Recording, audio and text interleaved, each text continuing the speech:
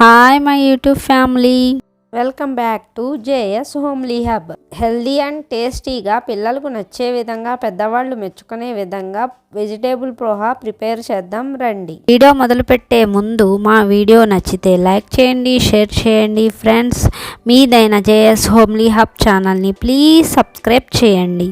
ముందుగా స్టవ్ వెలిగించి మందంగా ఉండి గిన్నె పెట్టుకోండి, లేకపోతే అడుగు అంటుతుంది. దాంట్లో నూనె వేసి కొద్ది మరిగిన తర్వాత దాంట్లో ఆవాలు, మినప్పప్పు మాత్రమే వేసానండి. మీకు ఇష్టం ఉంటే జీలకర్ర అవి కూడా వేసుకోవచ్చు. దాంట్లోనే పచ్చిమిర్చి, సన్నగా తరిగిన అల్లం ముక్కలు వేసి వేయించుకున్నాను.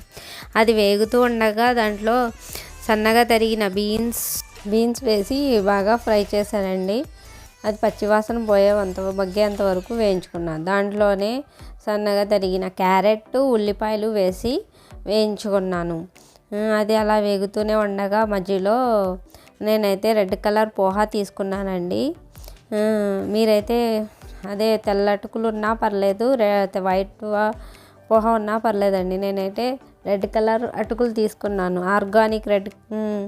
అది బిగ్ బాస్కెట్లో అవైలబుల్గా ఉంటుందండి, మీకు కావాలంటే తెప్పించుకోండి. అది కడిగి 2 నిమిషాలు నానబెట్టానండి. వేగుతున్న దాంట్లో ఏమో పసుపు, కారం, ఉప్పు వేసి బాగా వేయించుకున్నాను. ఈ రెసిపీ అయితే వెయిట్ లాస్ అవ్వాలనుకున్న వాళ్ళకి చాలా మంచి చాయిస్ అండి. వెయిట్ లాస్ అవ్వాలనుకుంటే ఏది పడితే అది తినేస్తూ ఉంటారు.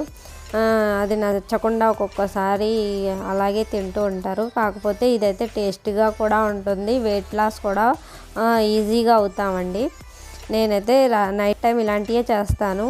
ఇంట్లోనే మ్యాగీ మసాలా ప్యాకెట్ చల్లుతానండి. చల్లితే ఆ టేస్ట్ ఇంకా బాగుంటుంది. మా చిన్నదైతే బాగా తింటుంది మ్యాగీ మసాలా టేస్ట్తో.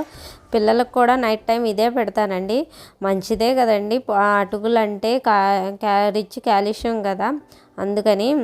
ఈ వీడియో కనుక నచ్చితే లైక్ చేయండి, షేర్ చేయండి. మీదైన జేఎస్ హోమ్లీ హబ్ ఛానల్ని ప్లీజ్ సబ్స్క్రైబ్ చేయండి.